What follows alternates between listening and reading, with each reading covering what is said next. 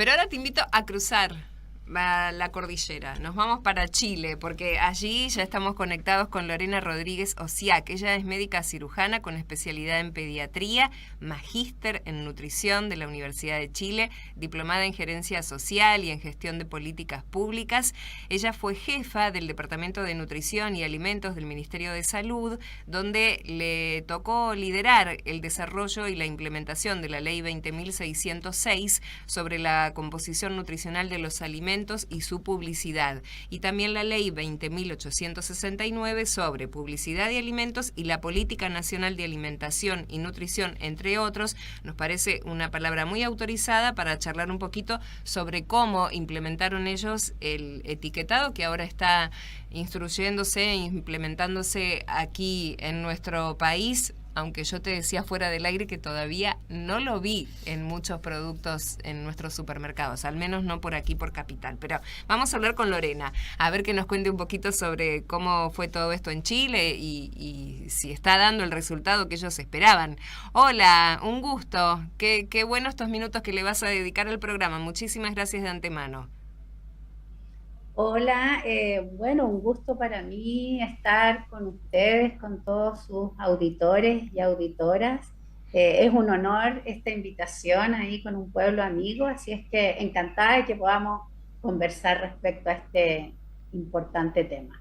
Sí, ya lo creo. Para nosotros es muy importante, tratamos siempre de ocuparnos de estas cosas. Y bueno, queríamos saber, Lorena, un poco cómo fue que implementaron ustedes esto en Chile y qué resultados se está dando. Hace 6 años ya, ¿no? Que tienen en marcha esta medida. Sí, hace 6 años que entró en vigencia la ley. Sin embargo, posterior a eso viene todo un proceso reglamentario. Ahí no les quiero dar la lata con eso, pero las leyes se bajan a través de reglamentos y por lo tanto llevamos menos tiempo de la implementación completa. También en Chile hubo una gradualidad al momento de decidir la implementación. Por lo tanto, yo podría decir que llevamos un par de años ya con la implementación cabal de estas dos leyes que tú muy bien indicaste, que tienen que ver no solamente con etiquetado, que tienen que ver también con prohibiciones de publicidad dirigida a niños y con prohibiciones de venta de los alimentos no saludables al interior de las escuelas. Así que fue una ley que tuvo un proceso como de 10 años en el Poder Legislativo con harta oposición. Fuimos de los países pioneros y lo digo porque eso tuvo algo de conejillo de indias respecto a los procesos y hizo que fuera muy discutido, mucho argumento y contraargumento, oposición sobre todo del empresariado y del mundo del sector económico, que tenían mucho temor del impacto que podía tener una regulación de este tipo en términos tanto de sus ganancias. Se anunciaron cosas como aumento de la cesantía, como grandes pérdidas y desperdicios de cajas y de alimentos.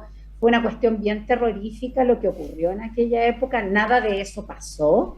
Y además los argumentos para avanzar eran muy potentes, así es que lo logramos, pero fue un proceso bien complejo. ¿Quieres hacerle una pregunta? Sí. Estamos con Fernando Hola, Blanco Lorena. Muñoz, que no te dije, estamos aquí los dos. ¿Qué tal? Muchas gracias por tu tiempo. La verdad que es un tema que a nosotros como programa nos preocupa mucho. En la Argentina nos ha pasado lo mismo que a ustedes, sabiendo que hemos seguido un poco la agenda chilena en esta materia.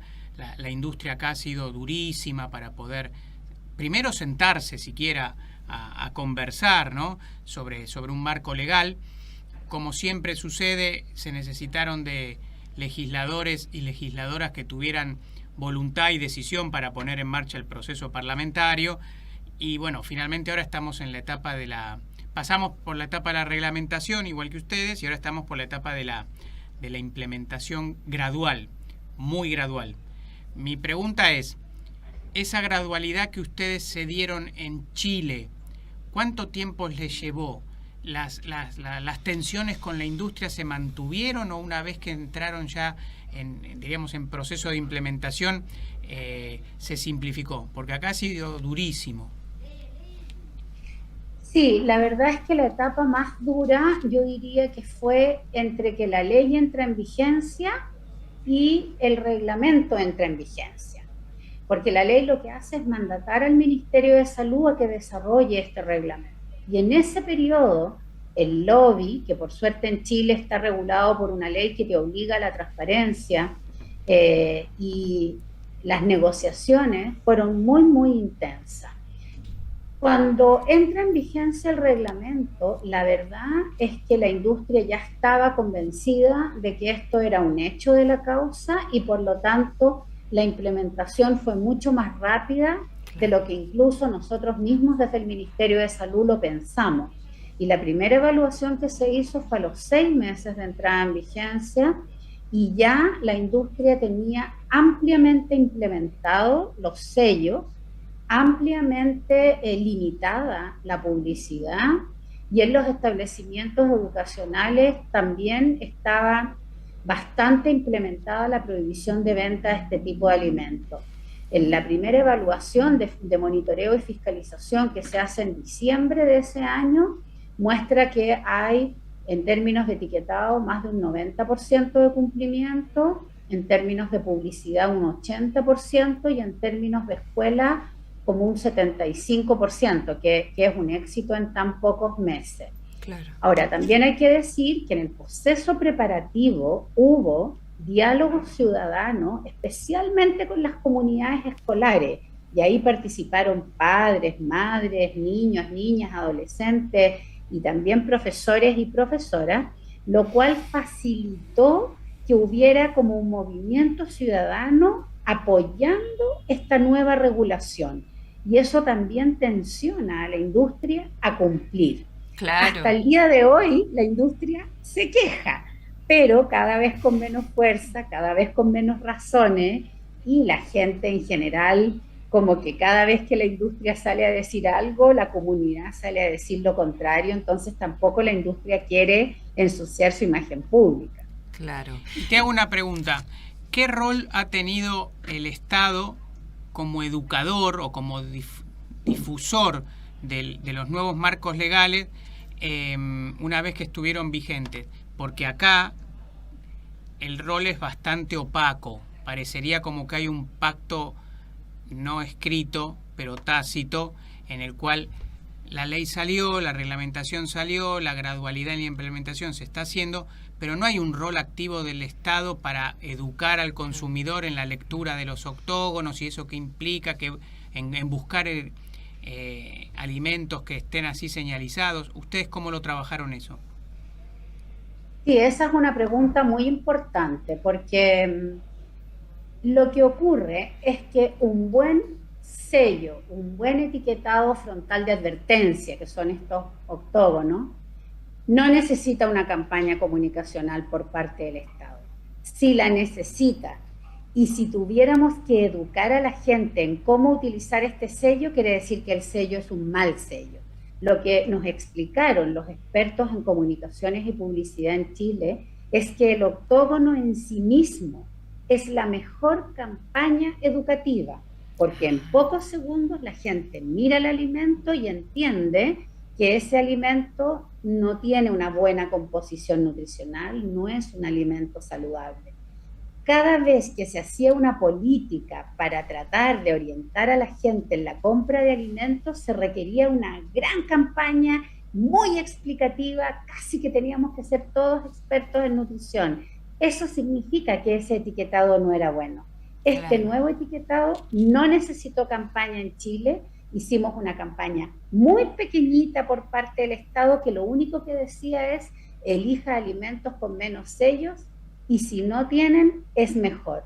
Punto. Pero nosotros hicimos muchas encuestas poblacionales, incluso a niños muy pequeños, y los niños en 2 minutos entendían lo que significan los sellos sin que nadie les tuviera que explicar nada. Ese es un buen sello frontal, el que no requiere que el Estado haga una gran campaña que siempre es mucho presupuesto.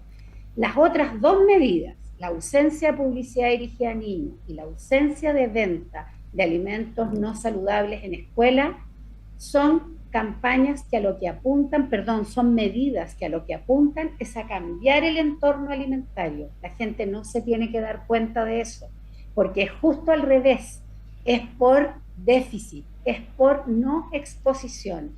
En la medida que la gente no está expuesta a publicidad excesiva, en que los niños y niñas especialmente no están expuestos a la venta en escuela y a la publicidad excesiva, la disminución del consumo es automática. Tú no necesitas explicarles, ahora no existe esto, ya no existe, punto.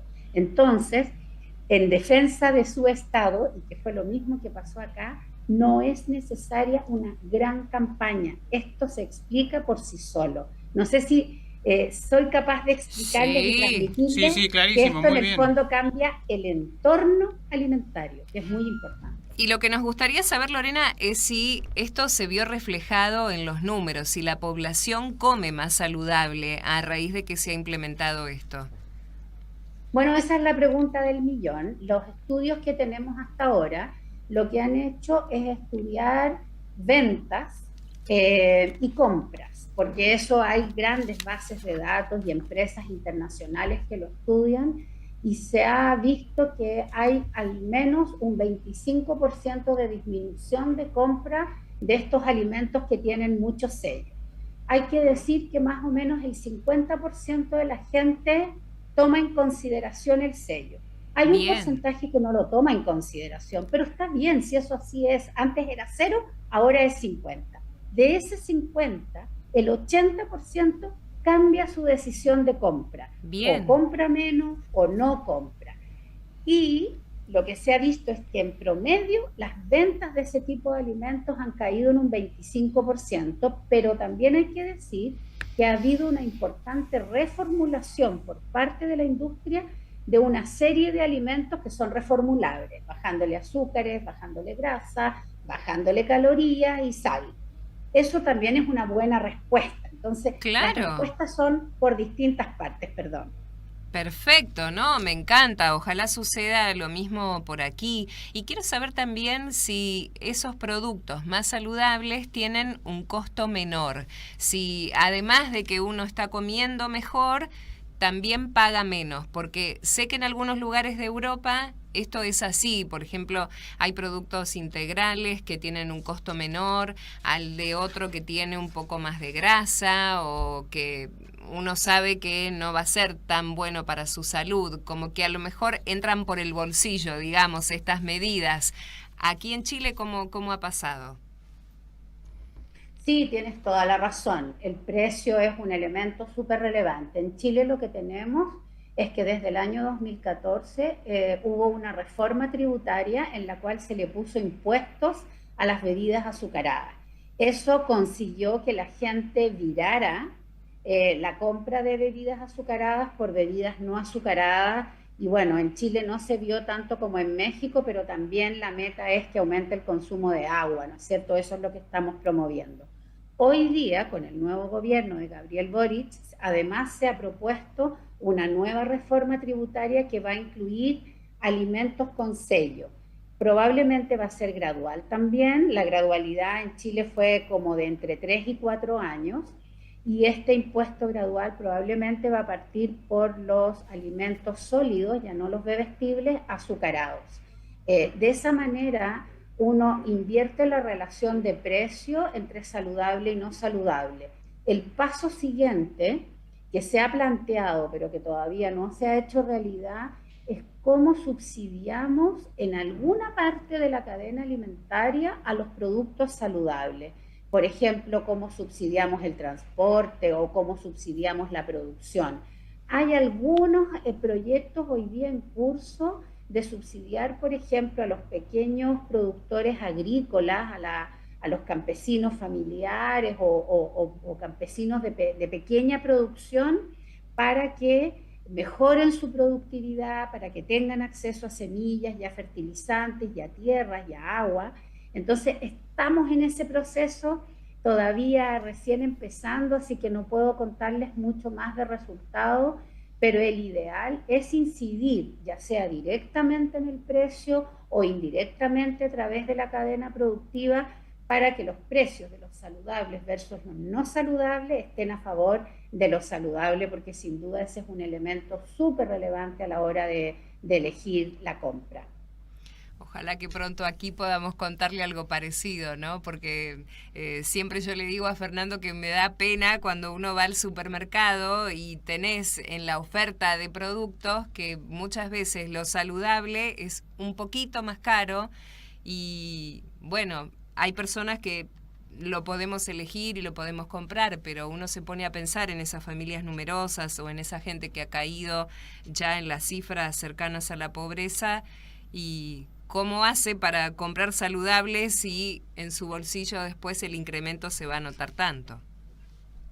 Exacto, exactamente. Bueno, una última cosa, decir que estamos haciendo un trabajo muy fuerte con las ferias libres y mercados de abasto, porque allí los alimentos saludables, los frescos, los naturales, son muchísimo más baratos que en los supermercados y de hecho en este nuevo gobierno surgió un observatorio del precio de alimentos y una vez a la semana se publica dónde están más baratos los alimentos saludables, en qué feria, en qué lugar, y se compara con el precio de los supermercados para que la gente sepa que efectivamente hay una diferencia importante para el bolsillo. Así es que tienes mucha, mucha razón en eso.